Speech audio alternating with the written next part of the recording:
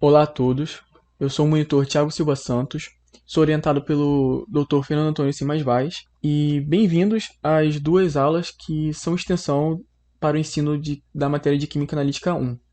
Essas duas aulas foram preparadas por mim e com a orientação do Fernando para auxiliar os alunos a resolução de exercícios e iniciar eles no conteúdo efetivamente de Química Analítica 1.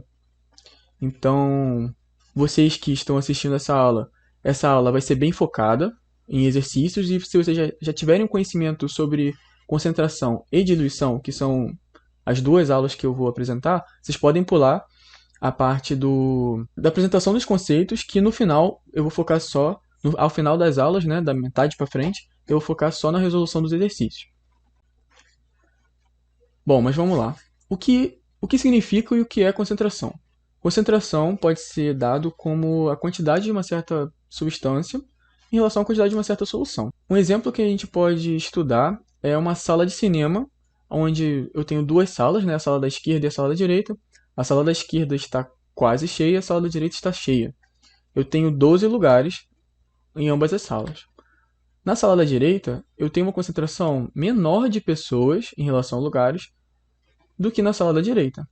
E eu posso fazer esse cálculo dessa concentração. Nesse caso, a gente vai usar uma unidade de concentração inventada, que é P barra L, que é pessoas por lugares.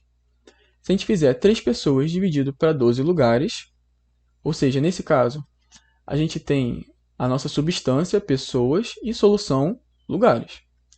A gente vai dividir 3 por 12, a gente vai ter 0,25 pessoas por lugares.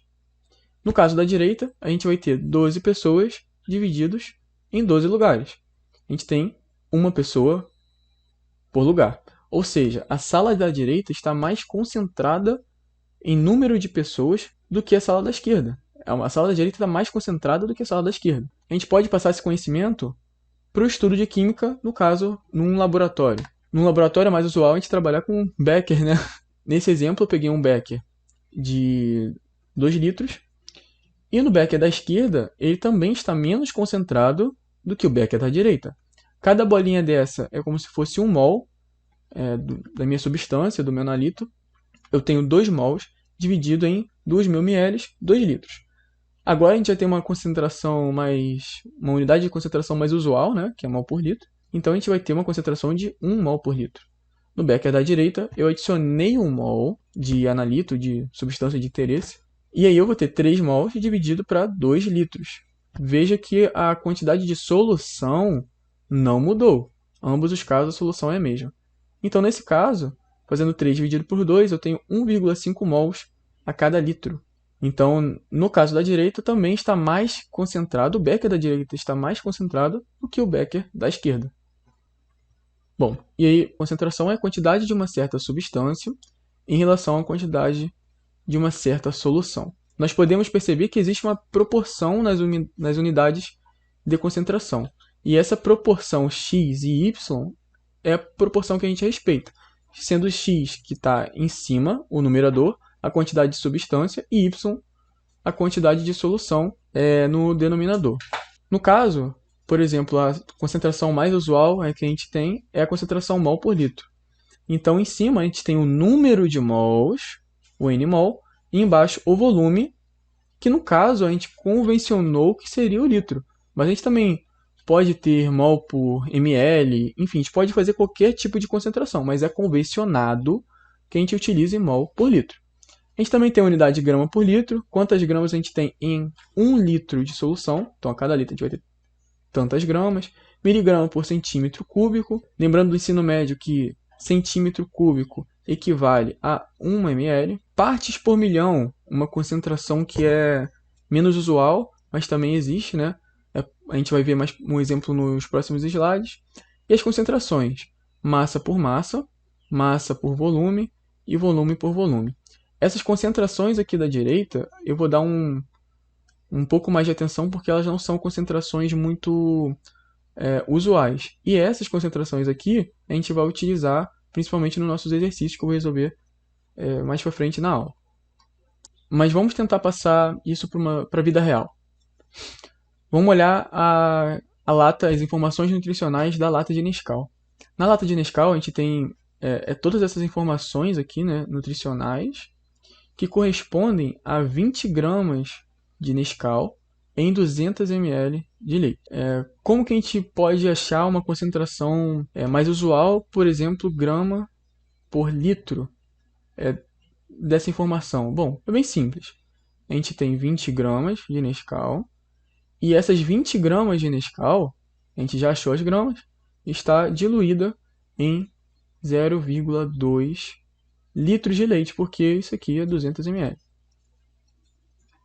Ou seja, fazendo esse cálculo aqui, a gente tem 100 gramas por litro, que é a concentração de Nescau que corresponde a todas essas informações nutricionais que está dada na lata. Fazendo uma avaliação crítica, a cada 1 litro dessa solução que eu preparei, respeitando essa concentração, eu vou conseguir achar 100 gramas de Nescau. Nesse exame de sangue, a gente tem uma concentração de ferro sérrico 73 microgramas por decilitro. Essa unidade de concentração não é usual. Então, como que a gente passa para uma unidade que é mais comum para a gente? Por exemplo, passar isso para uma unidade de grama por litro. Bom, vamos começar pela unidade de massa, né? A micrograma passando para grama. A gente vai passar primeiro o numerador, depois o denominador. Eu acredito que assim seja mais fácil. A gente sabe, a cada 1 grama nós temos 1000 miligramas. E a cada 1 miligrama nós temos 1000 micrograma, que é a unidade que a gente está vendo aqui no nosso exame. Ou seja, a gente tem que passar de micrograma para miligrama e depois de miligrama para 1 grama. A unidade muitas vezes nos dá o que ela representa. Por exemplo, 1 grama, beleza, mas a miligrama, o mili na frente, lembra o quê? Lembra de 1000. Ou seja, 1 miligrama corresponde à milésima parte de 1 grama. Observe que eu tenho 1, 2, 3 zeros sendo na micrograma, depois eu vou ter que passar para miligrama, e depois eu tenho mais 1, 2, 3 zeros, e depois eu passo para grama. Ou seja, a cada grama eu possuo continua, 1, 2, 3, 4, 5, 6 zeros. E isso aqui corresponde à quantidade de microgramas que eu tenho em 1 grama.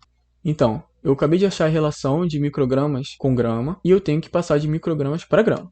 Então, o que eu posso fazer? Uma regra de 3. Se a cada 1 grama eu tenho 1 milhão de microgramas, a cada 73 microgramas, 7,3 vezes 10 a menos 5 gramas. Opa, já achei a minha unidade de massa. E agora eu tenho que achar a minha unidade de volume. E a unidade de volume está mole. Como eu já disse, muitas vezes o próprio nome já nos ajuda a achar que unidade de volume é aquela. Às vezes a gente olha, DL é o quê? Mas vamos lá, a gente tem o litro e vamos subdividir esse litro. Esse aqui é o nosso litro. Quando a gente tem uma unidade CL, a gente tem o centilitro, que corresponde a essa unidade aqui. Quando a gente tem uma unidade DL, é o decilitro, ou seja, 10. Centilitro 100, decilitro 10. Então é a 10ª parte do litro, e é essa aqui, DL. E essa última aqui é o que a gente já está acostumado a utilizar, que é o ml. O mililitros, a milésima parte do litro, ou seja, corresponde a 0,001 litro,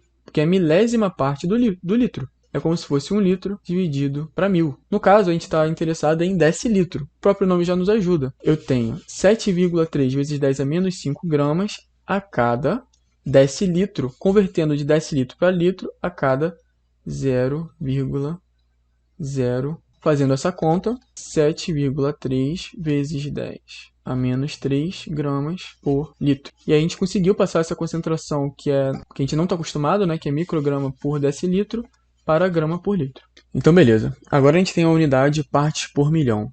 A partes por milhão, o próprio nome já nos auxilia também, porque é quantas partes eu possuo a cada milhão. Então, essa unidade também respeita uma proporção iguais às outras unidades de concentração. E essa unidade também respeita uma proporção. Partes por milhão significa quantas unidades de X eu tenho em 1 milhão de unidades de Y. Por exemplo, aqui embaixo a gente tem a unidade massa por massa. Nesse caso, o X e o Y podem também significar gramas. O X e Y nesse caso são iguais. Eu tenho 1 grama dividido por 1 tonelada. E 1 tonelada corresponde a 1 milhão de gramas. E essa proporção também se repete no miligrama dividido por quilo e micrograma dividido por grama, que é a mesma relação que a gente tinha feito no slide anterior. E a mesma proporção é respeitada em volume por volume. Por exemplo, a gente tem 1 ml dividido por 1 metro cúbico. A gente também tem essa proporção de 1 dividido por 10 a sexta, por 1 milhão, porque a gente considera 1 ml é igual a 1 centímetro cúbico. Todas essas unidades respeitam essa proporção,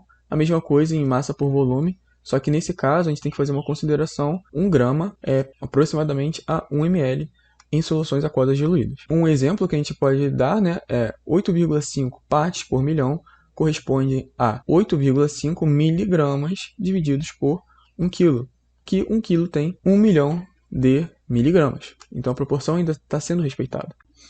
Uma outra unidade um pouco diferente, né, é a unidade porcentagem, massa por volume ou volume por volume. Essas unidades elas são representadas por uma porcentagem e a gente acha ela considerando quanto de analito de interesse, quantas unidades de interesse eu tenho em 100 unidades de grama ou de ml que eu tenho do todo. Vocês podem perceber que a proporção massa por volume ou volume por volume é a mesma para todos os casos. E nos exemplos, a gente considera esse número, né, tantos por cento, massa por massa, é o número que aparece aqui em cima, que na verdade isso aqui é uma regra de 3, né, que a gente quer saber quantas gramas que tem em 100 unidades do meu todo, vezes 100. Esse valor que aparece aqui em cima é o que a gente coloca na nossa porcentagem. Vocês vão ver que é bem mais fácil quando a gente for resolver os exercícios. A mesma coisa acontece aqui em massa por volume e a mesma coisa volume por volume. Então essa primeira aula foi a aula de introdução aos conceitos e a próxima aula vai ser voltada para os exercícios. Espero que fiquem bem e bons estudos.